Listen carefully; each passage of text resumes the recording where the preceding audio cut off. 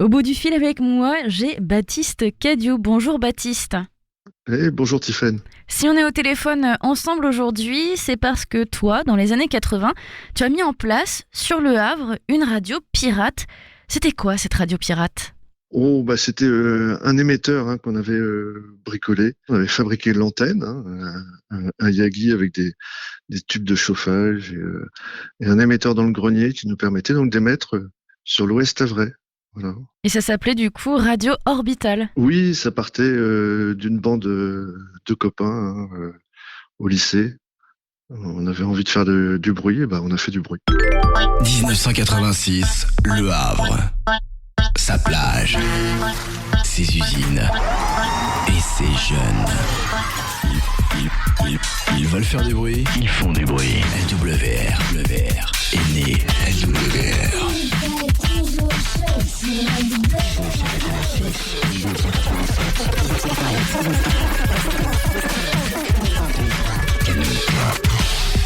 LWR est de retour.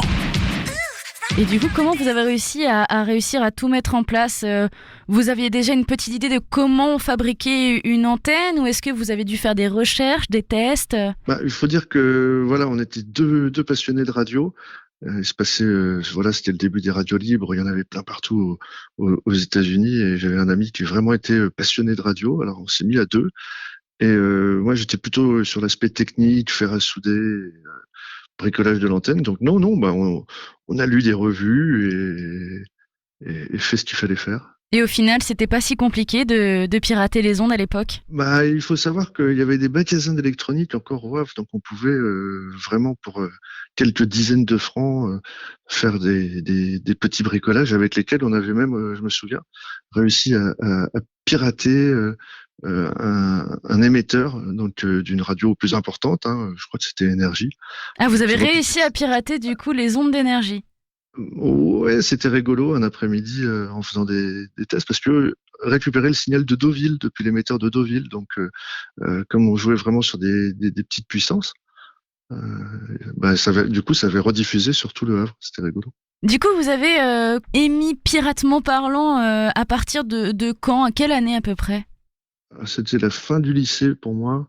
C'était les années 90. Presque 10 ans du coup après la libération des ondes, pourquoi pas rejoindre du coup une radio associative qui pouvait peut-être être en place sur Le Havre et préférer une radio pirate ? Il faut bien voir qu'on était vraiment dans un esprit de bricolage. On a bricolé nous-mêmes notre petit serveur Minitel, à partir de Minitel qu'on avait réussi à trafiquer de façon électronique, de Commodore 64 à l'époque.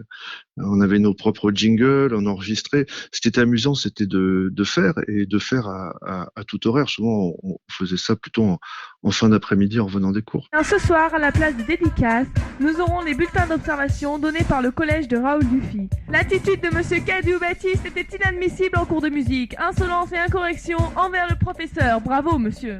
Merci Simone. Qu'est-ce que vous diffusiez alors ? Eh bien, beaucoup de musique, mais aussi beaucoup d'interventions en direct. À l'époque, rares étaient les occasions de pouvoir communiquer. On n'avait pas Internet, tout ça. Donc, la radio avait vraiment un rôle social, et donc c'était avant tout un lieu d'échange et de débat. À l'époque, les radios, c'était aussi beaucoup de dédicaces, beaucoup de messages, de passer d'une personne à une autre. Est-ce que vous aviez des gens qui vous contactaient pour aussi faire passer des messages, des coups de téléphone, etc. à l'antenne ? Ah oui, exactement. Alors les dédicaces particulièrement, c'est vrai que c'était vraiment très très en vogue. On arrivait à faire passer comme ça des petits messages à la personne voulue. Et non, sinon on avait aussi beaucoup d'interventions téléphoniques. C'était assez amusant. Est-ce que vous vous êtes fait attraper avec cette radio orbitale ? Non, je me souviens qu'à l'époque, on se faisait courir par la CNCL, je crois. Et ils avaient un camion avec une antenne, et en général, comme il n'y avait qu'un seul camion pour toute la Normandie, on savait quand il était dans la région du Havre, il valait mieux cesser d'émettre. Pourquoi vous avez cessé d'émettre alors ? Juste parce que ça a été rigolo un temps, ou parce que c'était la fin du lycée justement ? Il y a un peu de ça, et puis l'histoire raconte que l'émetteur a fini par cramer, hein, tout Ah. simplement. Voilà. Une panne technique qu'on n'a pas forcément jugé bon de renouveler, et voilà. Merci Baptiste. Est-ce que tu as quelque chose à rajouter? Est-ce que aujourd'hui, par exemple, si tu pouvais refaire, si tu avais de quoi lancer une radio pirate, tu le ferais?